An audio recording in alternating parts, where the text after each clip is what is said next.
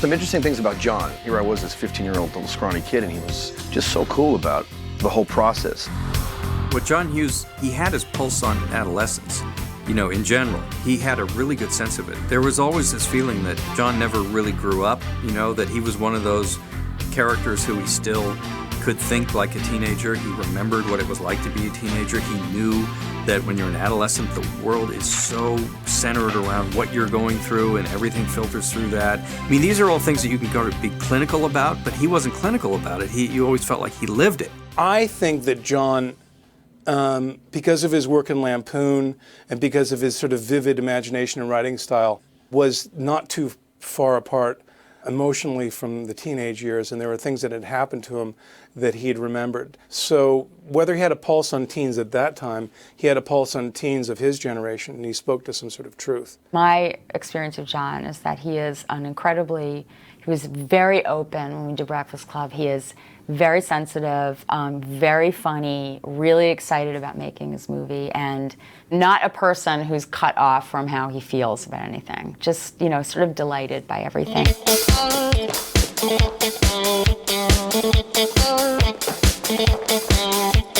I just don't feel that there are a lot of filmmakers out there with the same affection for youth culture that John Hughes clearly had. John probably felt that he was maybe sick of the term kids movie being a negative term, meaning, oh, if it's a kids movie, then it can't really be about anything. Then it will be frivolous. Whereas I think we all remember some of our most serious times in our lives have been in high school when you look back and you go, what an idiot. But it's like things were very serious, things that were of great concern to you in high school.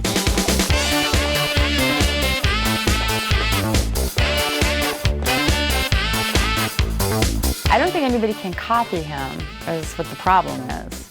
You know, he's just so original and pulling the people in and his ideas. And I know that there were lots and lots of movies and television shows about the kids in high school, the group in high school, but I don't think anybody can quite get that particular style that he has and that he always had. So, you know, what are you going to do? This is only him. I think John's narrative voice took everything in another direction because he had a great ear for dialogue, for talent, for character, for everything. He was able to sort of see it all and put it all together. He must have known that he had essential stories to tell about high school, and he must have been so aware of the moment that he was living in, the mid-1980s, because every detail in his movies, even now, looks right. It's like going through your yearbook. And I think that's why kids my age loved those movies so much, was because they really... I remember when The Breakfast Club came out and I was a junior in high school, it just seemed like finally someone made a movie about what I think about and how I feel. And you sort of identify those songs not just from a period, but from periods in those films. I remember at the time, part of the myth of John Hughes that we all knew about as young filmmakers was he sat at a desk and he played all this great music all the time, and that, you know, the music was a big part of what he did, and that was his sensibilities. Now, I have no idea if there's any truth to that. I have no idea whatsoever, but that's what we all believed. The way John does things, it's like he pin drops sounds and he pin drops attitudes. That's how he makes his films, which is highly unusual because he's on the pulse of something. He had his ear to the curb, so to speak, in terms of music. Yeah, he always sort of integrated that into the writing and also the producing of the films. It's the way the songs were juxtaposed with the scenes that made them effective. I mean, the songs themselves are not super cutting edge, but they're used so well. They're not just dropped in there. You know, the timing is always impeccable. And I always appreciated that there was the David Bowie quote at the beginning of The Breakfast Club, even though I don't believe we actually hear that song. Changes. It's such a great quote.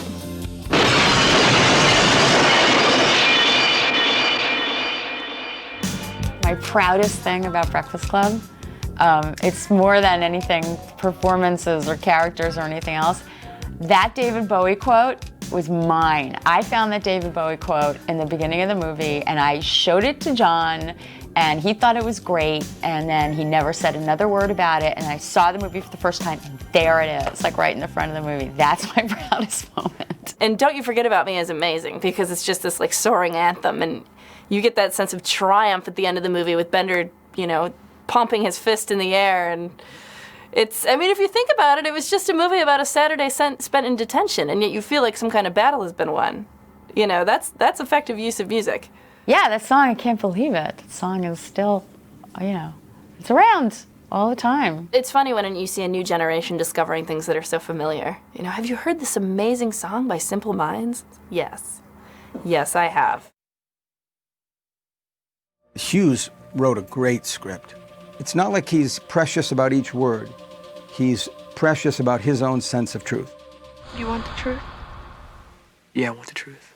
I think he said that he had written Breakfast Club a long time before. And he had it in the drawer or something. You know, in the industry, it's called a talking heads movie, where people, you know, there formerly had been films like My Dinner with Andre, or, you know, maybe European films where it's so simplified. But with that, it was really like filming a play. John said something like that he wrote the first draft in a weekend. And both Amelia and I, it was almost simultaneously. I was like, first draft, okay, how many drafts do you have? And Hughes said, well, I got a few, why? Amelia and I were like, can we read them? This is during the rehearsal process. So he's like, sure, hey. So we read them. I was like, John, how about if we put this? He was like, sure, let's try it. John was awesome about making sure we had rehearsal time, which is like a foregone conclusion these days. You don't have that. You just show up on the set, you know, where's my trailer, where's my makeup? But with that, we rehearsed it. We really sat, just the 6 of us in a room, while the sets were still being finished and made. And, you know, we all had a lot of time to talk about it and share our insights about what we were going to do and how it could play out. But the rehearsal was key. Yeah, I really thought that's how they made movies. It certainly is the best way to go about making a good movie, I think, is when everyone's on the same page and confident and ready. He just wanted everybody to come in, you know, with their character and start playing around. That's how he shot it. I mean, he was so open to anything that anybody brought in or anything that happened in the scene, you know, any riff that you do off his writing. He wasn't precious about anything. Claire, you want to see a picture of a guy with elephantitis of the nuts? Elephantitis of the nuts or whatever. Judd came up. I don't know where that came from. John let us have 5, 6 takes. I mean, his shooting ratio is pretty high, I think. And then he would let us go off, and occasionally what went off would be used. There was a lot more improvisation. We had a script supervisor, Bob Forrest, I think his name was. How you doing, Bob, if you're out there? I think Bob came out, he was cajoled out of retirement to do The Breakfast Club. And shortly after the completion of Breakfast Club, he for sure retired. Mole really pumps my nads. Well, yeah. He stopped taking notes and brought in a little tape recorder that he would like turn on, because Hughes would put that 1,500-foot mag on the camera, and like that stuff like Anthony Michael Hall, it's just genius of him when he's getting stoned and, you know, chicks, they can't hold a smoke, and he's like, it's going on, and we did a few takes of it, and he's literally going on and on. You can hear eventually the click, click, click of the film in the mag because it's run out and it's just going around. We're all aware of it. It's not like Hughes doesn't know what that sound is, but we're going to watch Michael for a while. Why not? He's great. Chicks cannot hold their smoke. That's what it is. It's hard to try and recreate teen speak when you're not a teenager. It is, and it's hard to make it sound authentic. And I don't think there's a false note in terms of the vernacular in any of John Hughes' films. Can you hear this? You want me to turn it up? I think a lot of it he made up. Like in Breakfast Club, like what does he call the guy? Like a Magna Zoom dweeby or something? I don't think that was a pre-existing insult. But it's so awesome, and people remember it. Face it, you're a neo-maxi zoom dweeby. Neo-maxi Zoom dweeby. Every single character pretty much in the movie has him in it. He said Allison is me, but he also said that everybody's me. Just in terms of telling the story of these 5 specific stereotypes, what worked is no matter who you were, you can put yourself in one of those boxes. So that made, right from the start, it makes the film very relatable. Everybody's gone to high school. So there's a good chance that you're going to reach a very big audience because everybody knows what you're talking about. Saturday, March 24th, 1984. Shermer High School, Shermer, Illinois. He's just able to pull it out and not be trite about it or not be overly simple about it. They're complicated, all his characters. All of them, actually. Even in the really broad comedies, they're complicated. It's John's heart. It's just awesome. I think that it's demonstrated by all of the characters in all of his films. It just kind of opened up those doors and said, you know, these stereotypes are there because kids in general need a place to hide when they're in high school. And you sort of hide in your little box. People can relate to being marginalized in whatever way, in a relationship, in a family, at home, because of their ethnicity, whatever. You know? And I think what's interesting is the film dares to kind of attack that in a way by using these characters. So it was a brilliant idea. Those little moments where you see where these kids are coming from, where they've already had to put on their armor, and just the way the car drives away from Allie and on the whole thing, you know, it's very subtle at the beginning. It gives us a nice setup to those guys. And the fact that Bender has no parent, that he's just walking on his own. I mean, I think that those are really good setups. I think that the kids have a lot of armor that they slowly take off during the film. That was the biggest challenge, is having them arrive at school with their coats and giving them their ID, so to speak. You already get a feeling of what you're dealing with these guys. Marilyn Vance had these boards. They're like vision boards, basically, that somebody will make with, you know, ideas for different characters and cutouts from magazines. And she just had, like, Allison was all over it. It was just fantastic. That was to John's direction, because when you're sitting in a space for a long time and you're just looking at each other and you're in a room of strangers and you start, you know, the air gets tight and you get all those feelings, and suddenly one's taking off the coat and, you know, you're kind of adjusting to your atmosphere. And that's the progression. That's the genius of these films, is that the level of the young characters and the older characters, they are not caricatured even when they're played as character types. And that's why John Hughes was a far better writer doing that sort of material than anybody else. Your middle name is Ralph, as in puke. Your birth date's March 12th. You're 5'9½". You weigh 130 pounds. When the Breakfast Club came up and we had shot 16 Candles, I remember John called me and he then told me about the premise and the whole thing. And I remember him pointing out the details of that character and how it would be different. You know, he's more introverted, quiet, little shy guy that ultimately becomes the voice for the group. He writes the letter and the whole thing. Who are you? Al Lois. He plays a geek, but he plays a geek because he's a misfit and he's awkward. He's an awkward adolescent. And he's not the cool guy, and he's not the best-looking guy, but he's the guy that you automatically go to for sympathy in all these films. In Breakfast Club, we're not saying I'm Judd Nelson. We're saying I'm Anthony Michael Hall. That's who I am. I think even the Judd Nelsons of the world probably identify with Anthony Michael Hall in that film. Michael's just lovable. You know, can't root against him. Ever laid anyone around here? Oh. You and Claire did it. Like when I out him, I go, oh, you know, oh, you've been with her? When I say, oh, he says that you two, and then then Molly turns on Michael for a moment, and he's still gonna be my friend. You know what I mean? He's got a kind of confidence that there's nothing we can really do to hurt him. The only thing that can hurt him is himself. Hey, Brian, how you doing? Your dad work here? You know, Michael is embarrassed. There's no doubt about it. They know each other. And it's not a bad thing, but he's embarrassed about it. But he realizes it right away when I make fun of him, and we all see him now having a cover.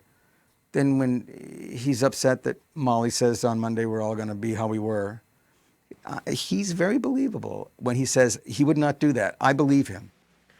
I just want to tell each of you that I wouldn't do that. I wouldn't, and I will not. Because I think that's real shitty. And he shows us when he's nice to Carl on the way out. See, Brian? Yeah, Carl.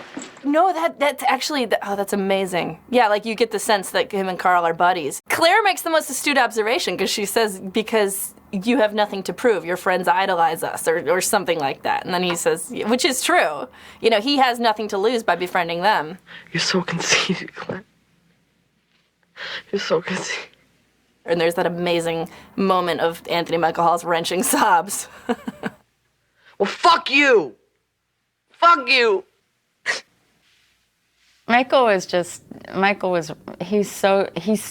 a very sweet man. And he was lovely. And I don't care, he doesn't like this, but I had this nickname for him, which was Milk and Cookies, and I called him that all the time, which he did not like at all. I don't know what that means. Would you say that to Sean Penn after Bad Boys was wrapped? I don't think so. He's just so funny. And then during that whole thing, I don't know. I just had to make a mental block against Michael for the whole thing. I remember that little moment where I hit myself on the shoulder or something as if I'm doing a good job. Yeah, it is. It's cute. It's just a way to kind of wrap it up, and it's a way to give, the other two have sort of paired off. He got the shaft in that sense. But he's also the smartest one, and he would have written the best letter. And so that's why it had to be him as well. That was sort of Brian's department to take over there for everybody at the end, because the thought being that he's, excels as a student, but he's also sort of digested the group therapy aspects of it and is then assigned to write that letter at the end.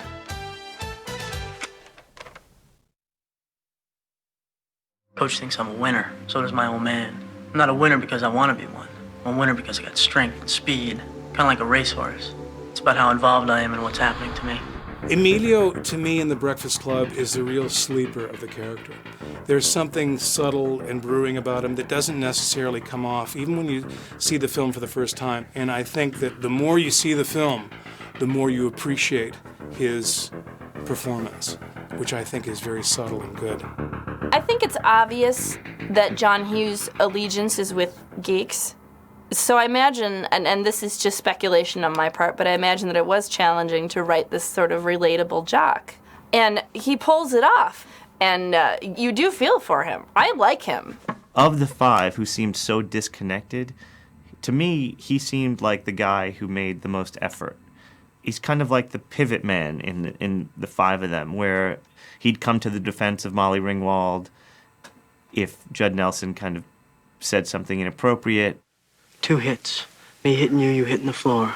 I think he was very honest in the way he treated Ally Sheedy. She was being weird, and he'd say, "Why are you being so weird?" Okay, fine.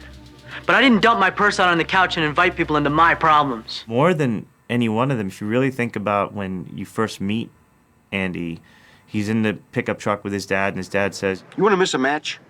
You want to blow your ride? I know school is going to give a scholarship to a discipline case." He really doesn't say a whole lot, but you know immediately when he gets out of the truck and he slams the door, you just kind of know immediately without him saying anything that he's not, that his dad is putting this pressure on him. That may not ring as true to many people, but it does to athletes. They know exactly what he's talking about. It's just that elite athlete reveals him or herself a lot of times pretty early. I expected a little more from a varsity letterman. And the pressure begins on them that he's going to go to college because he's going to get a scholarship, without which he's not going to go to college. He's going to get a shit job, which means that maybe when I say, hey, Andy here is thinking about a job being in the custodial arts or whatever. And it's like that moment where it's like, hey, at least for me reading it, it's like you go, that's not a fun moment for Andy, and that pressure. And then why he's in there, tells this ridiculous story about taping a guy's butt cheeks together. I mean, it is ludicrous, but it happens. And he's so I think he's great in the movie. Said I did it for my old man. I tortured this poor kid because I wanted him to think that I was cool. He also had great energy and a great working spirit, and to the point where, in between takes, he'd be writing. I mean, the guy was on it. He does a cool dance.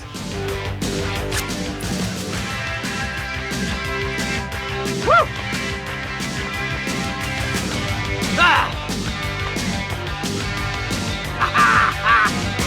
The one thing that jumps out at me is Emilio Estevez kind of running around and singing, and he runs into a room and he screams and the window shatters. It's completely absurd, but somehow John Hughes manages to kind of weave in these absurd moments, and then still the movie makes perfect sense. It's a movie, so you get to sometimes do things that are unlikely but not impossible. I mean, there was nothing done that was impossible in this movie. He's using these devices that are more visual than expositional. But you understand exactly what Emilio Estevez is going through at that moment.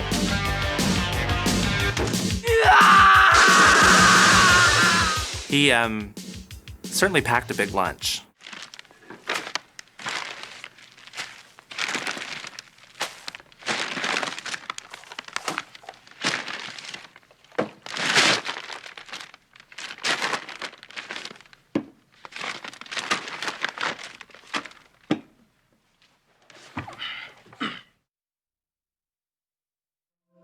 Excuse me, sir. I think there's been a mistake.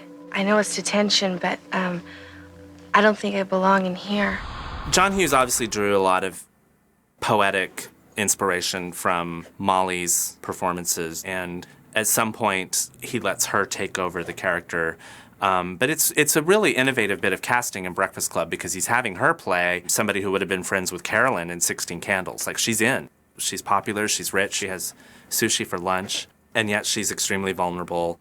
If Molly wasn't written in such a way in The Breakfast Club, and her background wasn't written in such a way, I wouldn't know what to draw from, basically. He gave the roadmap to the look. So she's a prissy girl. First I wanted her to be like the rich little girl in pink and a little beret and, you know, the diamond earrings, the little studs and little short skirt. And that was kind of, she was edgier than that. So then we went into that Ralph Lauren kind of straight wrap skirt with the boot, and it had attitude. Her clothes had an attitude. She had attitude. Now, Molly, in front of her father, gives me an earring. So she's going to have to, she's choosing that road for herself, which is quite wonderful, because she and Daddy are not going to get along the next day. It's going to be good for me. So I'm okay with that.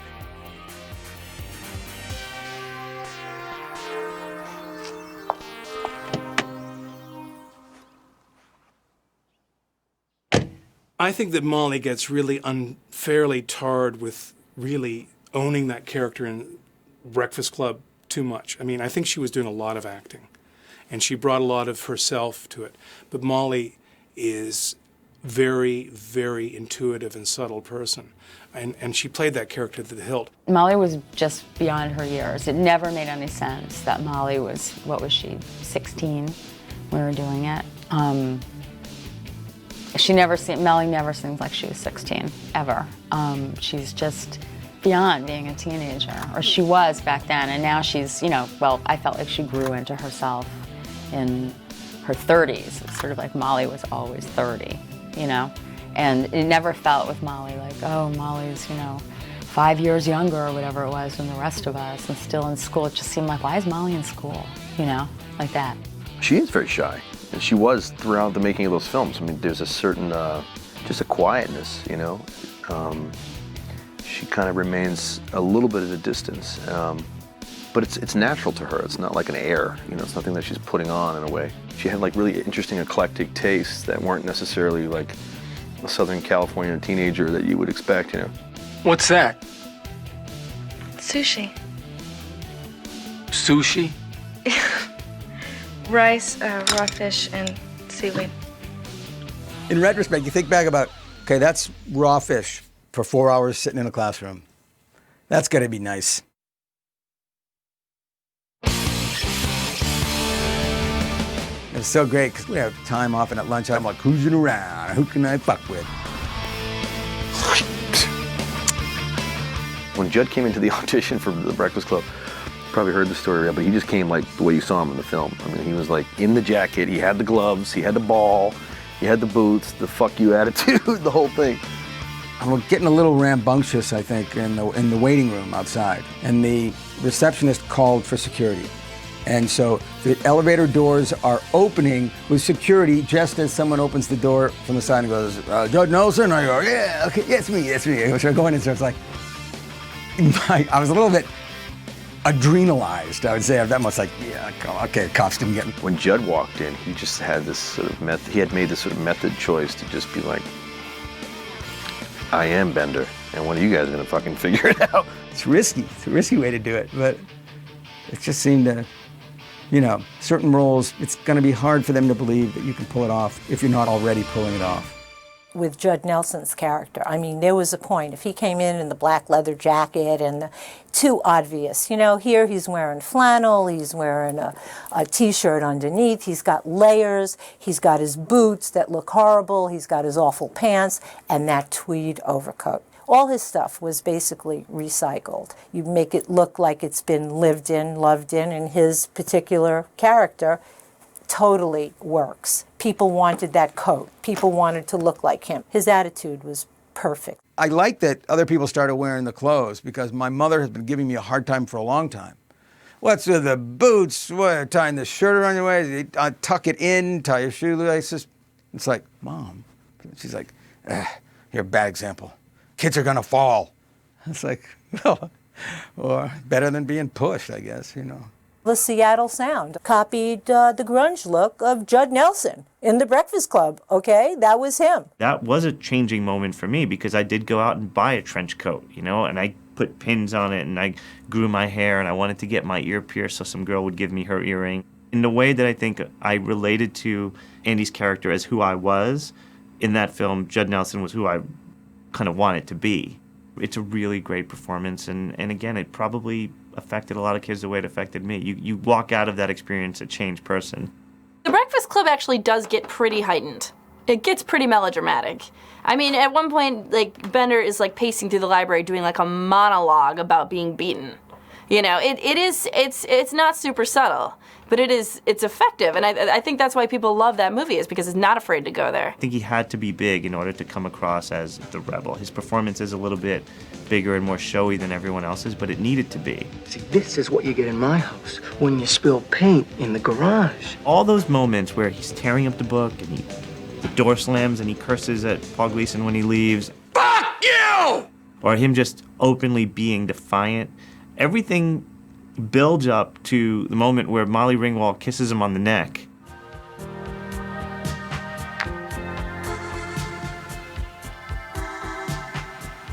Why'd you do that? Because I knew you wouldn't. That redeemed him completely in some way. He's, for the first time, completely not really sure what to do. He can't do anything. He can't tear anything apart or yell or curse. He's completely disarmed. And then she gives me a gift, which is interesting. And I like that John has me take it.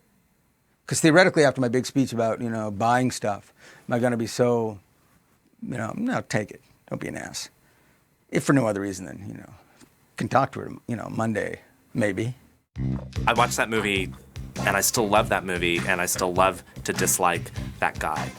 And I think Judd Nelson has had to bear that cross all these years. You know, I think people still strongly identify him in that role. I like that they respond well to that character, and I like that I was able to serve John's material. But it is strange that then I'm confused with that guy. He's really a funny guy. He, very unlike his character. Super cool, so funny. You know, when I look back at my career, like certain people stand out, and Downey was one of the funniest ones. You know, Judd is another one of the funniest guys I've worked with. Great, great spirit. Well, I love Judd. I mean, Judd is geniusly funny, you know, really verbal. He's a real unusual character, Judd. He's just who he is. And I was really close to him back then because then during Breakfast Club, I just thought he was fantastic. And then we got to do St. Elmo's Fire, and then we did this movie that ended up being disastrous, but it was Blue City. I just, you know, we're just really comfortable with each other. And Judd definitely came ready in that role. I mean, he had a great passion and a focus then, because he knew he had landed a great role, you know, and he delivered. Hughes writes this thing where the girl's gonna rub her head to make the dandruff fly out like snow over this beautiful drawing that she's done just with a pen. We learned so much about the girl then. Ha! Eat shit. Allison was pretty exactly how I felt in high school. Allison is a part of me. I mean, that she didn't have to come from anywhere. I didn't have to find her. She comes in this sort of coiled shell of a woman, young woman, and You know, she has these like burning looks at people. You know, she's an incredible actress. She's great. And that's an incredible performance as well. Allie is she's so gifted, man. Is it bad? Real bad? Parents?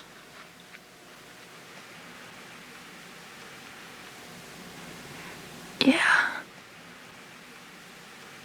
What did they do to you? They ignore me. Yeah. When they ignore you, you're not even there. These are her parents. That's the closest family unit. So Allie was so wonderfully damaged. It's just like, she's so great. Allison, man, what a role.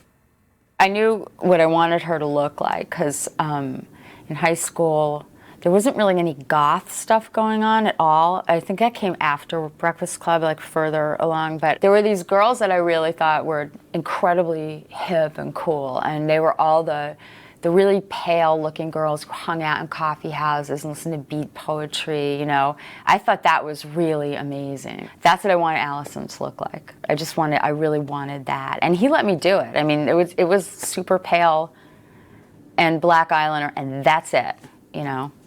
Done, over and out. It's great.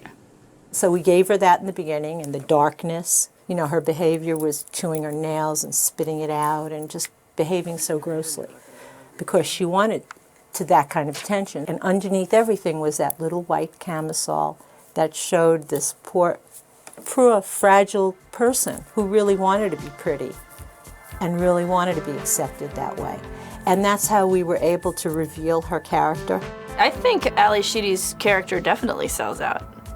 I never got the impression that her black stuff on her eyes, as Claire calls it, or her clothing or her tousled hair, I never got the impression that those were affectations. You know, I thought that was genuinely her.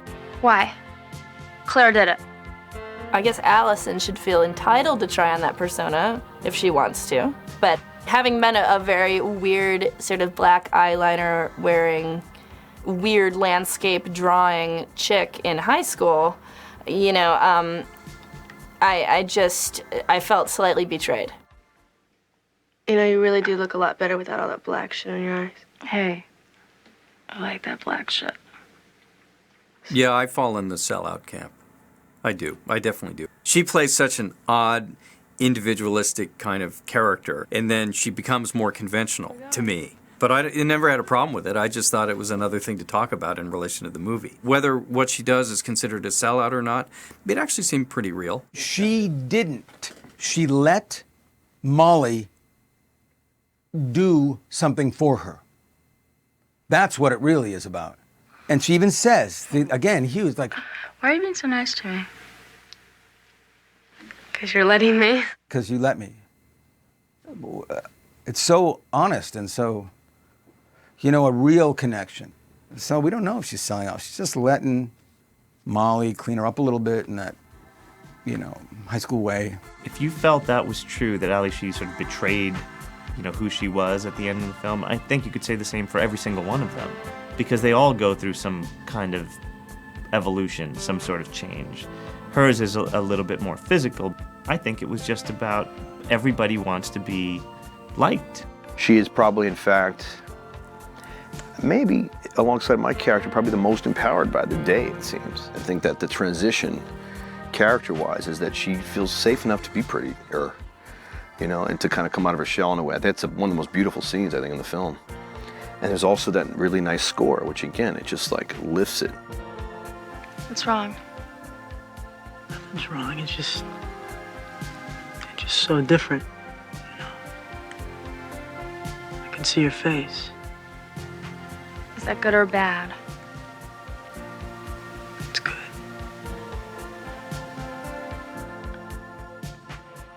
I did talk to John about it, and my thing was I didn't think that she should be somebody who has a whole bunch of makeup put on her face and then suddenly she's beautiful. So I wanted it to be, if we're going to do it, I wanted it to be that she, because she has all this stuff on her face, so it's white and all this eyeliner, that Molly would be taking it off. So it's kind of like, let's get rid of this mask or what, you know, this thing that you've been playing, and this is what you really look like. That works. That's okay. I didn't think I needed to have a pink shirt on all of a sudden. I feel like I could have taken off my sweater and had like some kind of like, you know, guy muscle tee or something, or she didn't have to take off her sweater. I mean, it was enough, you know, just like stop hiding behind your hair. And, you know, I felt like it went a little bit over the top.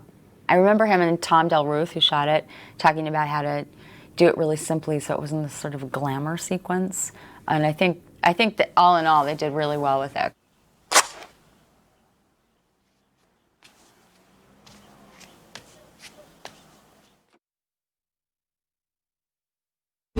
I am the eyes and ears of this institution, my friends. By the way, that clock's 20 minutes fast. The one thing that people have come up to me since, and I don't know whether you know this, but people are doing The Breakfast Club as a high school play now. I mean, it's been transcribed and kids are doing it in school, so I'm meeting kids that came up and played Carl. You know, I played Carl, I didn't realize how hard a role it was, you know.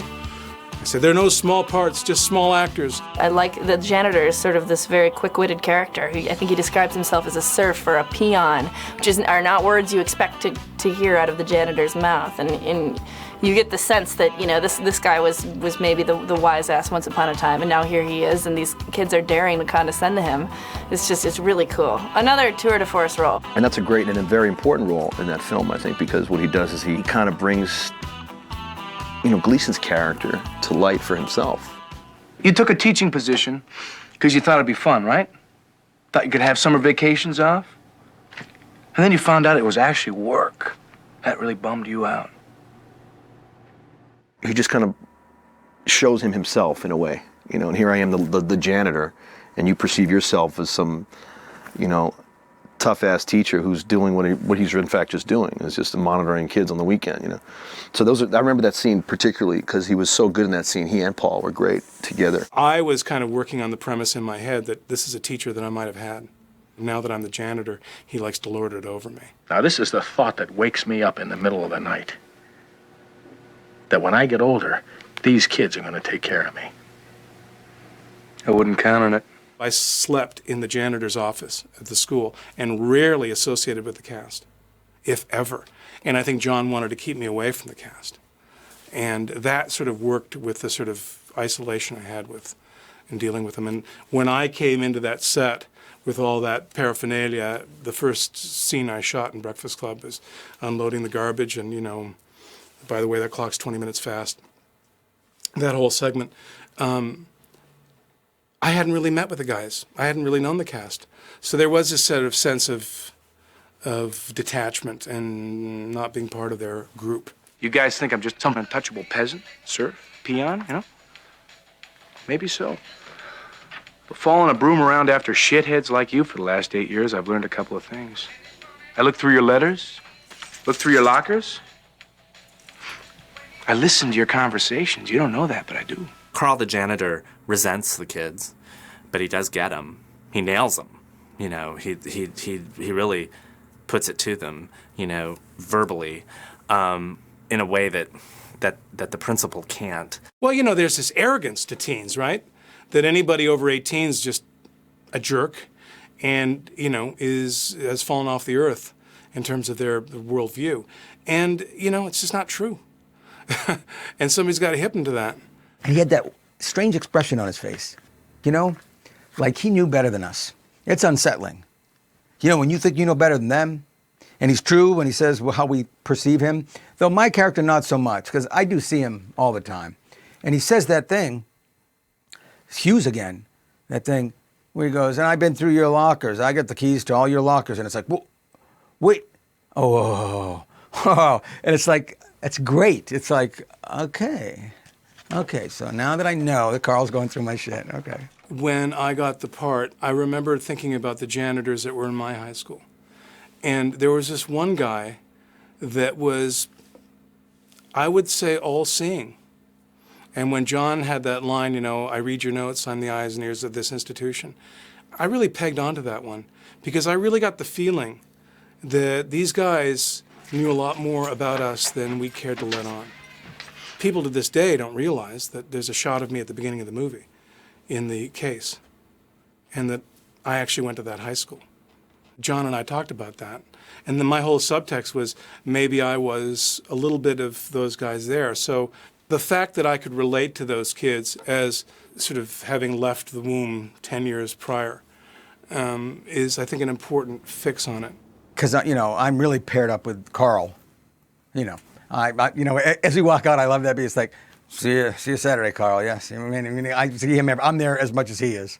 I haven't had a Saturday off in years. See you next Saturday. You bet.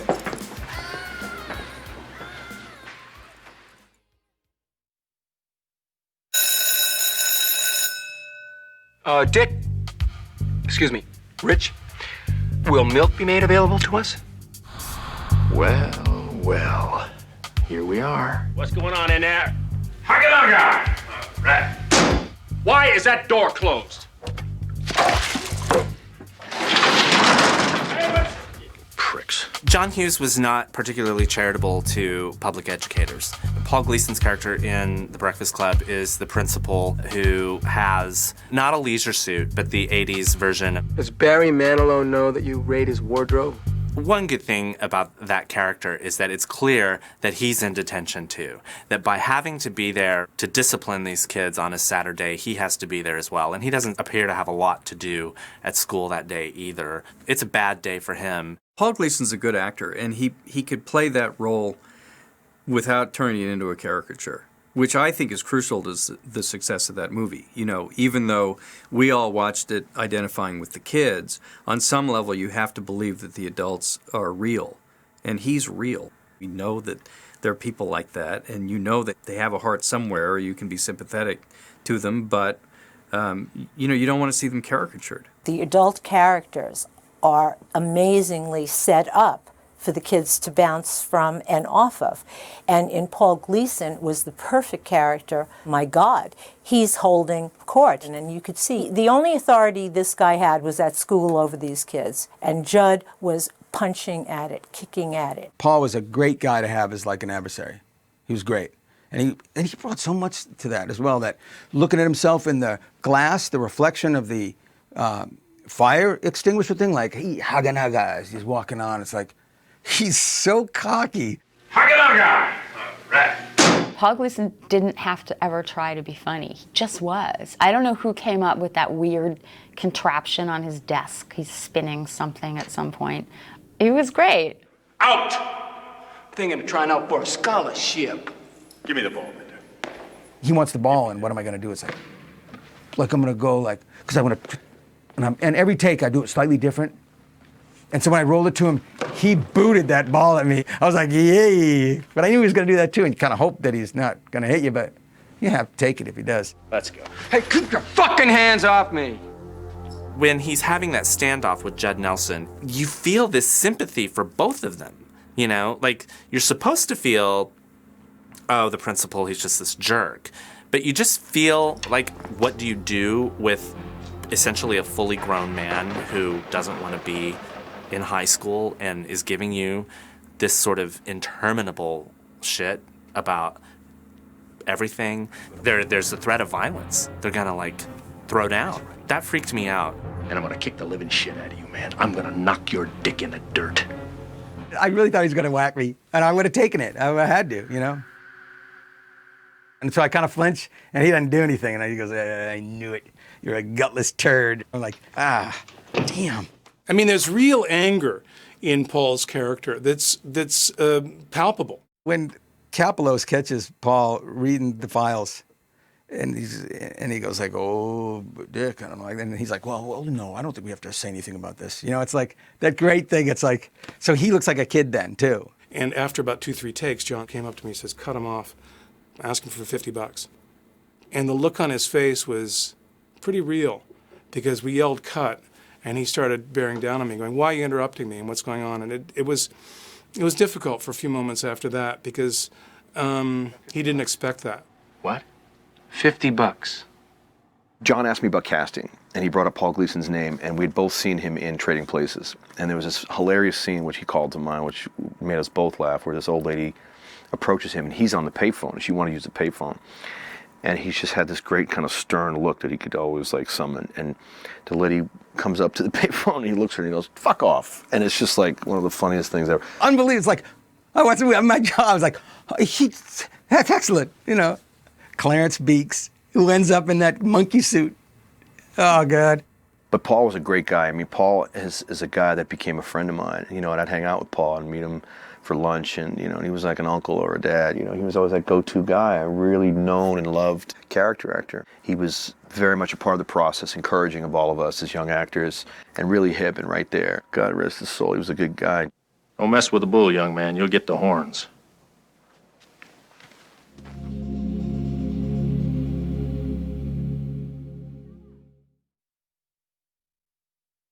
What we found out is that each one of us is a brain. And an athlete. And a basket case. A princess. And a criminal. Does that answer your question? I'll never forget the first time I saw Breakfast Club with a big audience, and it was in the west side of Chicago, and the audience was kinetic, electric, with sort of a response. Kids would say a line on screen, and kids in the audience would respond. And there was this sort of, you know, prayer group meeting to it that I think people recreate in their own home movie environments now when they see those movies. Around 10 years after Breakfast Club came out, I felt like, why was this movie never gonna go away? I mean, I'm trying to do this, I'm trying to do that, I'm trying to, you know, grow up as an actress, blah, blah, blah. Now I'm very comfortable with where I am, and I like it. I like it that I have a daughter who's never seen a movie I've been in, but I think she's gonna like this one when she sees it. I like that it isn't dated and it's still around. It's like a once-in-a-lifetime part. People don't get those kind of parts very often. So I feel like actually it's a huge gift, that the whole movie. But at this point, I can't believe that I was in a movie that has had that kind of, made that kind of stamp or had that kind of effect on so many people. It's crazy. You know, I've had a lot of time to think about the value and the sort of impact that film had, and I'm honored by that and blown away to be a part of it. And I think that really my feeling about why the Breakfast Club works is that it's a sort of deconstruction of stereotypes. It allows us to see everybody where we think they are, and then by the end, you know, if there is a moral or a fable to it, that we're all more alike than we thought, you know. And I think that that's powerful. Okay, fine, but that doesn't make it any less bizarre. What's bizarre? I mean, we're all pretty bizarre. Some of us are just better at hiding it, that's all. And it was strange when it came out that I would get letters from all over the world. Like, I didn't realize that the high school experience, not specifically, but in a general sense, it's similar to people in Scandinavia, based on their letters, or people in Eastern Europe. It was like, what?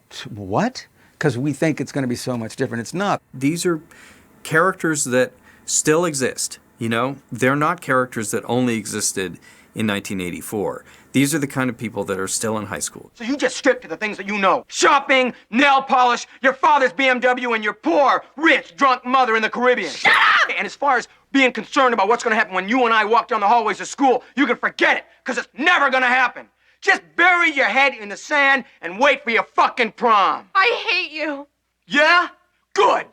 What was interesting about the Breakfast Club, what was new about the Breakfast Club, was the fact that it took teenagers' concerns seriously. It was intense. It did not condescend to its audience. It was a serious film about young people's emotions. And that was what made it punk rock. The whole thing of John Hughes and his movies and how they had become the standard for youth movies and teen movies, and we had this big love-hate with them because we love the movies. We talked about it when we made Heathers, you know. What do you think about those John Hughes movies? Oh, well, they're really good. They're really funny. What's your favorite? I like 16 Candles. I like Breakfast Club, whatever it is. And in a lot of ways, Heathers was kind of an extension and in many ways an homage to what John was doing. Just the fact that the term teen movie even exists is kind of insulting. Nobody says adult movie. You know, these are just films that happen to have teenage protagonists. And there's so much opportunity for storytelling and character development. You can tell just about any story. You're just seeing it through the lens of adolescence. A lot of people could sort of look down their nose and go, oh, teen movie, but I mean, that encompasses a lot of different kinds of movies. I mean, if you think Clockwork Orange, he didn't go to school because he had a pain in the Gulliver. Well, then that means this is a teen movie. Now, would you call Clockwork Orange a teen movie? Just because you've only been alive for 15 years doesn't mean you're any less anything except old. That's all it means. Doesn't mean you're less experienced necessarily. It doesn't mean you're less intelligent. It doesn't mean you're less sensitive. It doesn't mean you're taking things less seriously. It's like these are for younger human beings. Meaning, don't, because they're only 10, start thinking that they don't know what you're talking about, because they do. Don't leave people out in the cold. Don't. And don't talk down to people. Don't. It never works out. Sincerely yours, The Breakfast Club.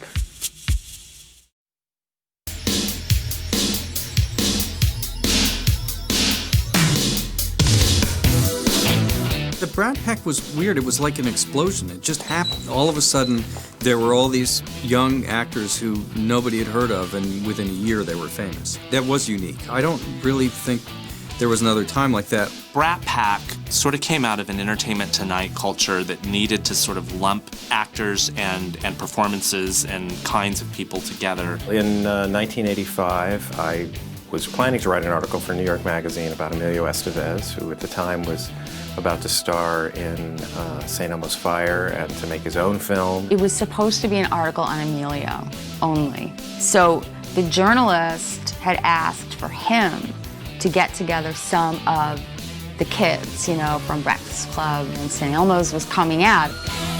So what New York Magazine did was they assigned this reporter to do an interview with all these hot young actors that were becoming the young male celebrities of that era, called them all to dinner, and it was Rob and Judd and Emilio and all these guys. So I went out to Los Angeles and we hit it off and ended up spending some time together.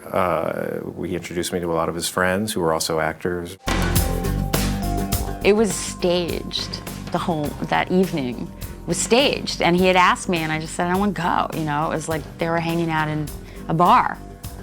You know, I don't drink, so I wasn't going to go.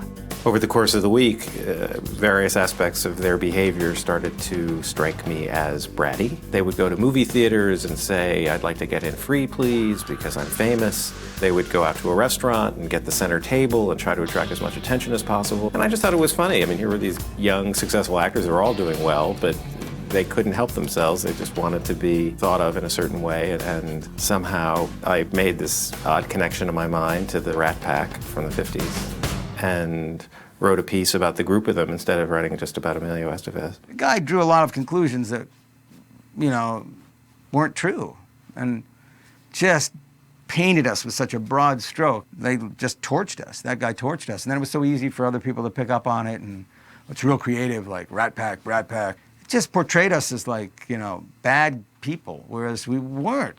And it was like, but we had fun, and that, of course, is, I guess, not allowed.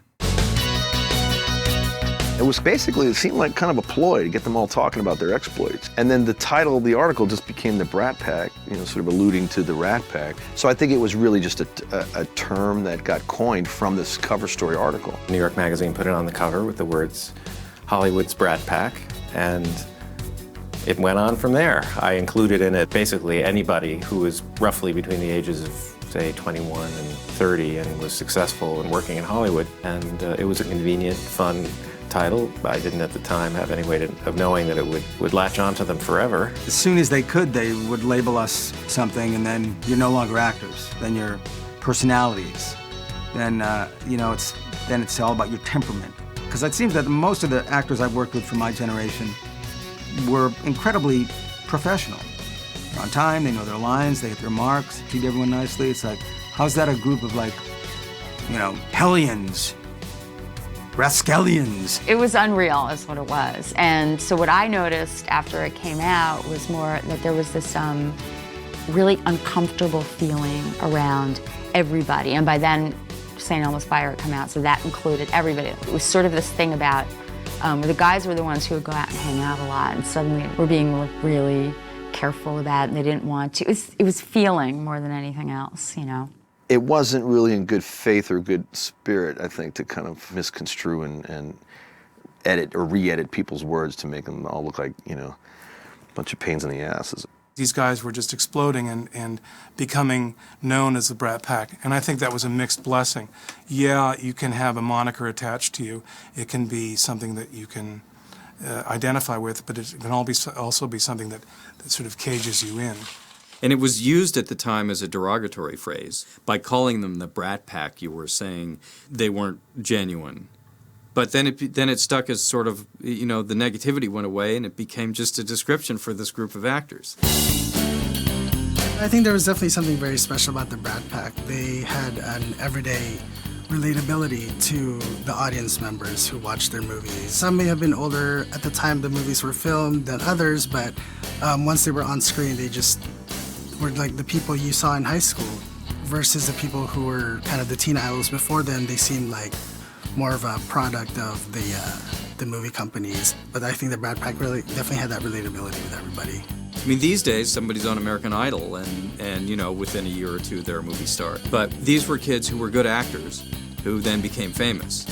And, the whole idea of showing your acting talent precedes your celebrity or not, it's a funny thing in the world today.